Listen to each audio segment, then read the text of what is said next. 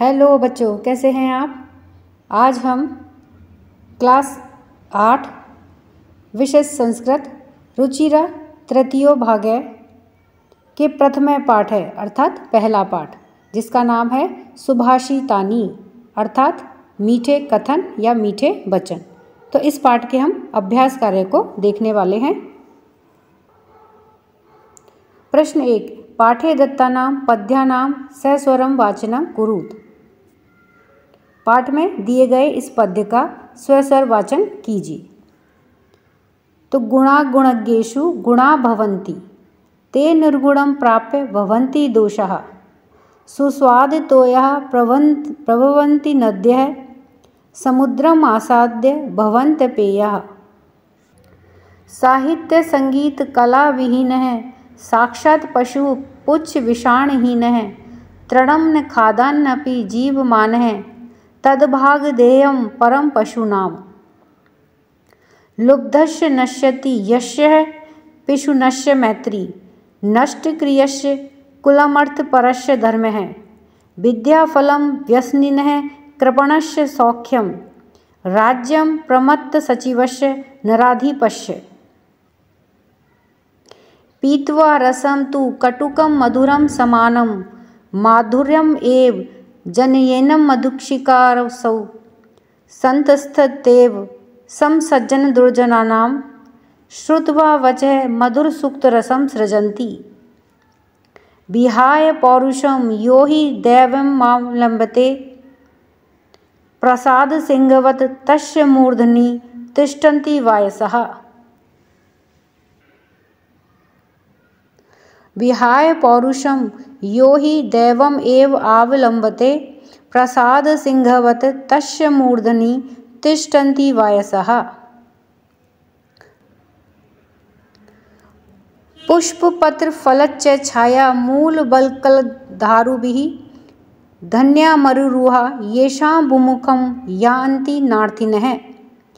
चिन्तनीयाः हि विपदाम् आदाव एव प्रतिक्रियाः, न कूपखननं युक्तं प्रदीप्ते वह्निना गृहे। प्रश्न 2, श्लोकांशेषु रिक्त स्थानानि पूरयत। श्लोकों के अंश को रिक्त स्थानों को पूरा करिए। यहाँ पर श्लोकों के अंश दिए गए हैं, उनके रिक्त स्थानों को पूरा करना है। तो आइए इन्हें उत्तर के साथ में देखते हैं। तो यहाँ पर देखिए, ये श्लोकों के रिक्त स्थान दिए गए हैं। तो इन श्लोकों के अंशों के हमें इन रिक्त स्थानों को पूरा करना है। तो आइए इन्हें उत्तर के साथ में देखते हैं। तो सबसे पहले है समुद्रम आसाद्य भवन्त पेया। तो यहाँ पर रिक्त स्थान में क्या आएगा? भवन्त पेया, अर्थात समुद्र को प्राप्त करके अपेय हो जाती हैं, पीने योग्य नहीं रहती हैं। फिर है श्रुत्वा वचः मधुर सूक्त रसम सृजन्ति। तो रिक्त स्थान में क्या आएगा? श्रुत्वा, सुन करके, वचः वाणी, यानी कि वाणी सुन करके मधुर सूक्त रस, मधुर रस का निर्माण करते हैं। तद्भागधेयं परमं पशूनाम। तो यहाँ पर रिक्त स्थान में क्या आएगा? परमम, यह उन पशुओं के लिए बड़े सौभाग्य की बात है। फिर है विद्याफलम व्यसनिनः कृपणस्य सौख्यम। तो यहाँ पर रिक्त स्थान में क्या आएगा? व्यसनिनः, अर्थात व्यसनिनः का मतलब बुरी लत वालों की विद्या और कृपणस्य यानी कंजूस का सुख नष्ट होता है। फिर है पौरुषम विहाय, यह देवमेव अवलंबते। तो यहाँ पर रिक्त स्थान में क्या आएगा? आने वाले में देवमेव। पौरुषम विहाय अर्थात परिश्रम को छोड़ करके जो भाग्य का सहारा लेता है। फिर है चिंतनीय ही विपदाम आदावेव प्रतिक्रिया। तो यहाँ पर रिक्त स्थान में क्या आएगा? आदावेव। चिंतनीय अर्थात मुसीबत के आने से पहले ही उसका समाधान ढूंढ लेना चाहिए। प्रश्न 3, प्रश्नानां उत्तराणि एक पदेन लिखत। प्रश्नों के उत्तर एक पद या एक शब्द में लिखिए। तो यहाँ पर देखिए, कुछ प्रश्न दिए गए हैं। इन प्रश्नों के उत्तर हमें एक शब्द या एक पद में लिखने हैं। तो आइए इन प्रश्नों के उत्तर देखते हैं। तो सबसे पहले है व्यसनिनः कै नश्यति। व्यसनिनः अर्थात बुरी लत वाले का क्या नष्ट हो जाता है। तो उत्तर में क्या आएगा, एक शब्द में देना है हमें उत्तर, तो विद्याफलम अर्थात विद्या। फिर है कस्य यशः नश्यति, किसका यश नष्ट हो जाता है। तो किसका यश नष्ट हो जाता है, लुब्धस्य अर्थात लोभी व्यक्ति का। फिर है मधुमक्षिका किम जनयति, मधुमक्षिका यानी कि मधुमक्खी किम जनयति क्या निर्माण करती है। तो माधुर्यम अर्थात शहद का। फिर है मधुर सूक्त रसम के सृजंती, मधुर सूक्त रसम अर्थात मीठी वाणी के सृजंती कौन बोलता है। तो कौन बोलता है, संत है अर्थात संत या सज्जन लोग। फिर है अर्थिनः केभ्य विमुखा न यान्ति, अर्थिनः अर्थात मांगने वाले या याचक, किससे विमुख होकर के नहीं जाते हैं। तो इसका उत्तर है वृक्षेभ्य अर्थात वृक्षों से। प्रश्न 4, अधोलिखित तद्भव शब्दनाम कृते पाठात् चित्वा संस्कृत पदानि लिखत। नीचे लिखे हुए शब्दों के पाठ में से चुन करके संस्कृत पदानि संस्कृत में इन शब्दों को लिखिए। यानी कि ये जो शब्द दे रखे हैं इन शब्दों के हमें संस्कृत में इन शब्दों को क्या कहते हैं ये हमें इनके सामने लिखना है। तो आइए इन्हें देखते हैं। तो सबसे पहले शब्द है कंजूस। तो कंजूस को संस्कृत में क्या कहते हैं, कृपण है। फिर है कड़वा, कड़वा को कटुकम। फिर है पूंछ, पूंछ को संस्कृत में क्या कहते हैं, पुच्छ। लोभी, तो लुब्ध है यानी लोभी। मधुमक्खी, मधुमक्खी को संस्कृत में क्या कहते हैं, मधुमक्षिका। फिर है तिनका, तिनका को क्या कहते हैं, तृणम। तो इस प्रकार से ये शब्द हैं जिन्हें संस्कृत में इनका नाम इस प्रकार से है। प्रश्न 5, अधोलिखितेषु वाक्येषु कर्तरी पदम क्रियापदम च चित्वा लिखत। नीचे लिखे हुए वाक्यों में कर्तापद और क्रियापद को चुन करके लिखिए। तो यहाँ पर देखिए ये वाक्य दिए गए हैं। इन वाक्यों में से हमें कर्तापद और क्रियापद ये हमें ढूंढ करके चुन करके यहाँ पर लिखना है। तो आइए इन्हें देखते हैं। तो सबसे पहले है वाक्य में देखिए कि संत है मधुर सूक्त रसम सृजंती, संत मीठी वाणी बोलते हैं। तो इसमें कर्ता कौन हुआ, संत है। कौन बोलते हैं, संत है। तो कर्ता कौन होता है, जो काम को करता है, तो वह तो होता है कर्ता या सब्जेक्ट। फिर है क्रिया, क्या काम किया जा रहा है, सृजंती। सृजंती यानी निर्माण करना या बनाना। तो सृजंती यहाँ पे क्या हुई, क्रिया। उसी प्रकार आगे है कि निर्गुणम प्राप्य भवन्ति दोषः, निर्गुण को प्राप्त करके दोष हो जाते हैं। तो क्या हो जाते हैं, दोषः। तो यहाँ पे दोषा क्या हुआ, कर्ता हुआ, और भवन्ति हो जाते हैं, ये क्या हुई, क्रिया हुई। फिर गुणज्ञेषु गुणः भवन्ति, गुणज्ञेषु यानी कि गुणवान के पास गुण होते हैं। तो कौन होते हैं, गुणः। तो कौन यहाँ पे क्या हुआ, कर्ता, और भवन्ति क्या हुई, क्रिया।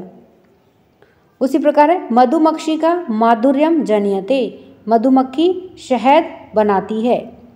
तो कौन बनाती है, मधुमक्षिका, और जनयते यानी बनाती है, निर्माण करती है, ये क्या हुई, क्रिया हुई। पिशुनस्य मैत्री यशः नाशयति, पिशुनस्य यानी कि चुगलखोर व्यक्ति की मित्रता यश का नाश करती है।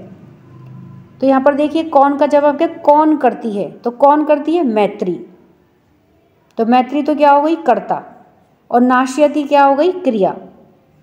फिर नद्य समुद्रम आसाद्य अपेया भवन्ति, नदियाँ समुद्र को प्राप्त करके अपेय हो जाती हैं। तो कौन हो जाती हैं, नदियाँ। तो नद्य है, तो नद्य क्या हुई, कर्ता हुई, हो जाती हैं भवन्ति, यह क्या हुई, क्रिया हुई।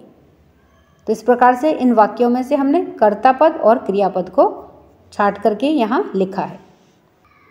प्रश्न 6, रेखांकितानि पदानि आधृत्य प्रश्न निर्माणम कुरुत, रेखांकित पदों के आधार पर प्रश्न का निर्माण कीजिए।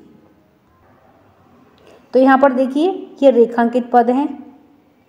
इन रेखांकित पदों के आधार पर हमें प्रश्न का निर्माण करना है। तो आइए देखते हैं कि किस प्रकार से प्रश्न का निर्माण होता है। तो सबसे पहले दे रखा है गुणः गुणज्ञेषु गुणा भवन्ति, गुणवान व्यक्ति में गुण होते हैं तो कौन होते हैं? तो यहाँ पे देखिए गुणा के नीचे रेखांकित किया हुआ है, तो कौन गुणवान व्यक्ति में गुण होते हैं, तो कौन के लिए क्या आएगा? के। तो यहाँ पर देखिए हमने क्या लिखा है, प्रश्न का निर्माण कैसे करा है कि के गुणगेषु गुणा भवन्ति, कौन गुणवान व्यक्ति में गुण होते हैं, तो क्या आएगा इसमें? के।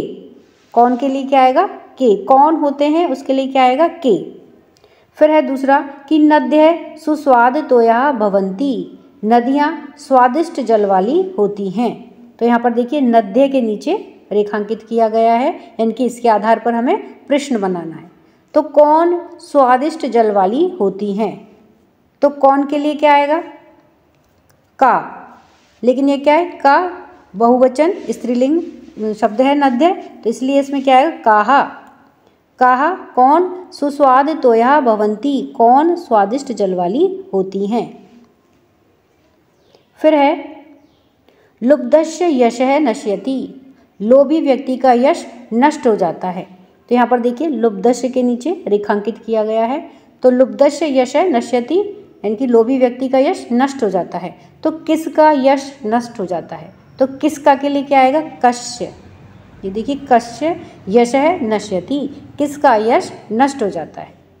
फिर है मधुमक्षिका माधुर्यम एव जनयति, मधुमक्खी माधुर्यम एव शहद ही निर्माण करती है या शहद ही बनाती है। यहाँ पर मधुमक्षिका के नीचे रेखांकित किया गया है, यानी कि कौन शहद ही बनाती है, तो कौन के लिए क्या आएगा? का। स्त्रीलिंग एक वचन है तो का। माधुर्यमेव जनयति, कौन शहद ही बनाती है। फिर है तस्य मूर्धनि तिष्ठन्ति वायसः, तस्य उसके सिर पर कौवे बैठते हैं। तो यहाँ पर देखिए मूर्धनि अर्थात कहाँ पर, कहाँ पर बैठते हैं, तो यहाँ पर क्या आएगा? किस प्रकार से, तो इसके नीचे रेखांकित किया गया है मूर्धनि के नीचे। तो कहाँ बैठते हैं, उसके कहाँ पर कौवे बैठते हैं, तो कहाँ कर पर के लिए क्या आएगा? कस्मिन। कस्मिन भी लिख सकते हैं और कुत्र भी लिख सकते हैं, तो यहाँ पर आप कुत्र भी लिख सकते हैं कस्मिन के साथ में, तो कुत्र।